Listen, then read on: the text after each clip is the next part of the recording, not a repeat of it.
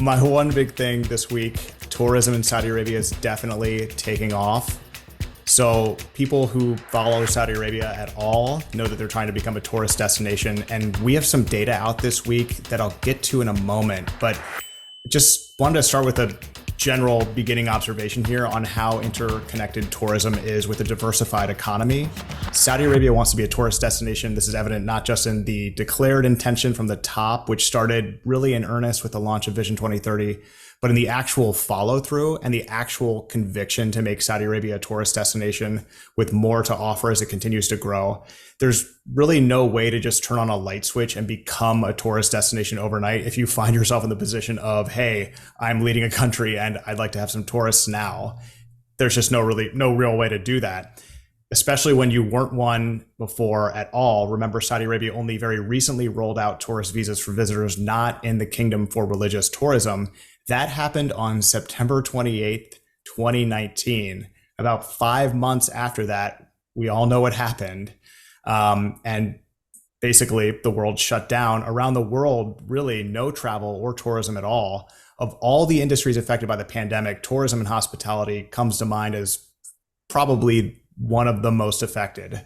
So fast forward to the other side of the pandemic, and what we're seeing now is Saudi Arabia seeing progress on answering questions that people would ask before visiting any country. Things like, what is there to do in Saudi Arabia? What type of tourism is on offer? Is it adventure tourism, beaches and relaxation, business tourism, historical, archaeological tourism? What kind of experience will you have visiting Saudi Arabia? Can Saudi Arabia handle the influx of tourists? Is it affordable? Is it safe? And is it fun? I get asked that question probably more than anyone else. Is it safe? Are you safe there? Where can you stay? How do you get around? What are the airports like? Are the people friendly? Are they hospitable? I think anybody listening to this podcast or knows any Saudis at all know the answer to that last question. But what you can say is that if you want to be a tourism destination, you have to have answers to these questions. And those answers take time really to build out. You have to have answers to those questions to entice people to actually visit. And that's really where Saudi Arabia is seeing progress, visible, measurable progress. I mentioned earlier, we have some data out this week to share and discuss here. And two stories really this week. One, the raw data here that we just got.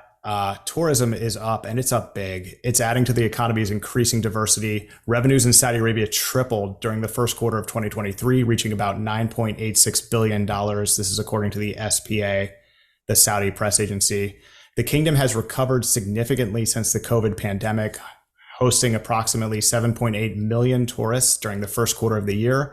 That number represents a 64% increase in the number of tourists so far in 2023 compared to the pre-COVID record year in 2019. A 225% rise in revenue helped flip the balance of payments in Saudi Arabia's tourism sector. That's astonishing. And if you're interested in Saudi tourism becoming a thing, or if you're interested in visiting Saudi Arabia, that is a good thing.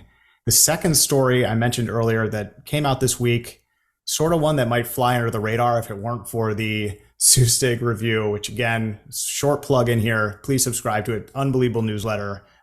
People seem to really like it. We put a lot of sweat and love into it, Mr. Wilson. So gotta just put that out there. But a story out this week about Middle East hotel project counts, which have hit an all-time high.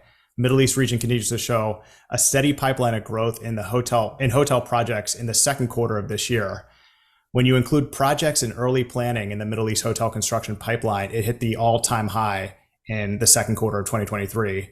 Middle East countries with the greatest number of projects in the construction pipeline at the close of quarter two, led by, unsurprisingly, Saudi Arabia with an all-time high of 276 projects and 72,144 rooms. That's a lot.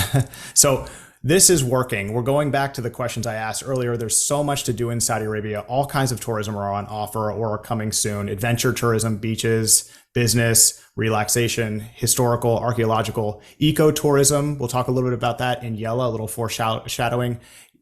Even beyond that, yachting, sports, entertainment-based reasons to visit, seasons and fairs, great restaurants, unique culinary scene. Yes, Saudi Arabia can handle the influx of tourists. Yes, you can visit affordably. Just look at the new hotel projects that are coming online, and you can see it at the Rua Al Medina project. The hotels that they announced, they're not all Four Seasons and ultra luxurious hotel offerings. It's the range. You get the whole thing. You have Hyatt Places and other more affordable offerings. more infrastructure and airlines to service Riyadh and other cities around Saudi Arabia. Yes, it is safe. It's incredibly safe. It's fun.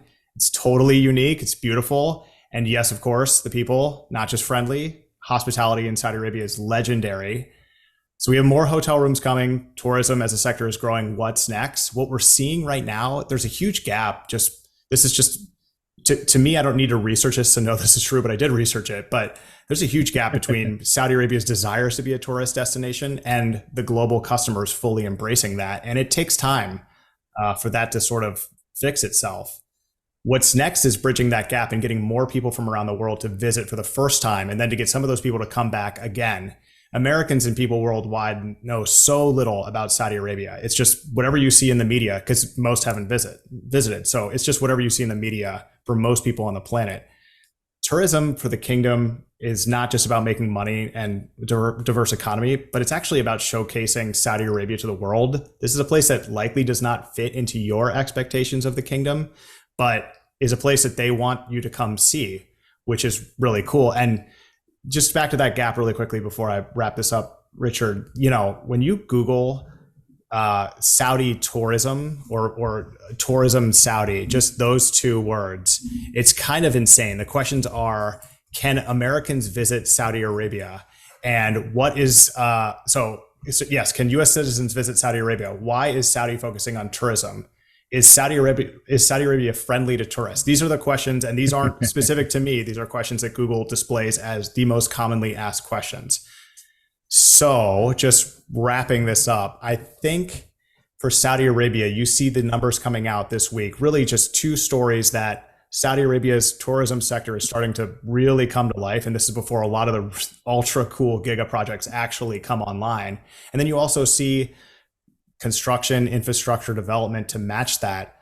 You kind of have to be bullish on the Saudi tourism sector now, 5 years into the announcement of the kingdom's desire to become a tourist destination, the release of visas to pretty much anyone from around the world, being able to do so online with ease. So we've talked about tourism before on the podcast. So this isn't some really new story, but the data that came out this week was pretty surprising and I think pretty good. That was a good one. I don't have a lot to add. And I think it's an important one because we know that tourism is a key sector for them. Both of those were good stories. The incredible increase in the number of tourists, the amount of revenue, that hotel construction number and that data is insane. And we're talking, you mentioned Saudi Arabia, 276 projects and 72,000 plus rooms. In second, it was the Emirates with 106 projects, so less than half, and 27,921 rooms. Again, less than half of what's going on in Saudi Arabia. But what I liked about that one big thing is you talked about, all the things that go into making a place a viable tourist destination. And this is a question we always ask when it comes to Vision 2030, because, for a lot of countries have visions, and some of them go after them, at various rates of commitment and various rates of success and various rates of implementation, but they all start out as ink on paper. And the question with the Vision 2030 is always going to be for Saudi Arabia, okay, but are you going to do the work that is required to achieve all these goals? And I just think without a doubt, you can see Saudi Arabia doing the work all the way from the regulatory reform that you're talking about, the ease of access to identifying and prepping sites, and then, building accommodations. And another aspect that I think that you didn't happen to mention, but it's a big part of this is training a workforce in the hospitality sector that can staff all these places. And I've talked about it before. You've talked about it before. When I was in Al Ula, all the tour guides, very capable, most of them young women, but they've been trained. They're articulate. They're professionals. And I think they're trying Saudi Arabia. This is, a major challenge in terms of getting a capable workforce in any sector, but, a new one like tourism, you got to train up a whole generation. So what I'm seeing, and Saudi Arabia has to be very pleased with these really, really positive reports and data, because it affirms that they're putting in the work, and the work is returning some really nice results.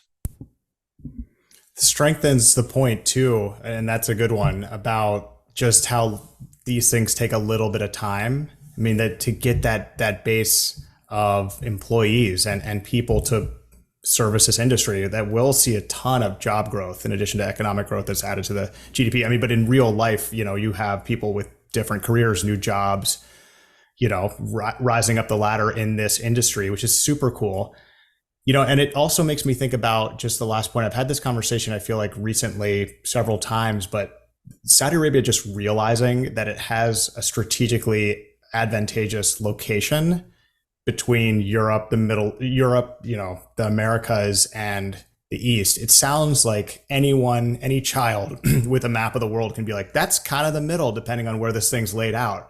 But it actually is, if you operate with that as an idea and as a guiding principle, that, hey, like, we should really take advantage of, if people are transiting the world or going from, the US to Asia or Europe to Asia, like, why not come through the Middle East? Why not ask them or, see if they want to stop in Saudi Arabia and spend a few days, add on their vacation? It makes sense. I mean, it's just untapped. And that's what's exciting. It's only 2023, although, Richard, the way we go viral these days, so this may blow up in 2 years. So it's whatever year it is when you're watching this or listening to this. But this is cool. I mean, just shows that their placement and their thought process is very organized and focused on this.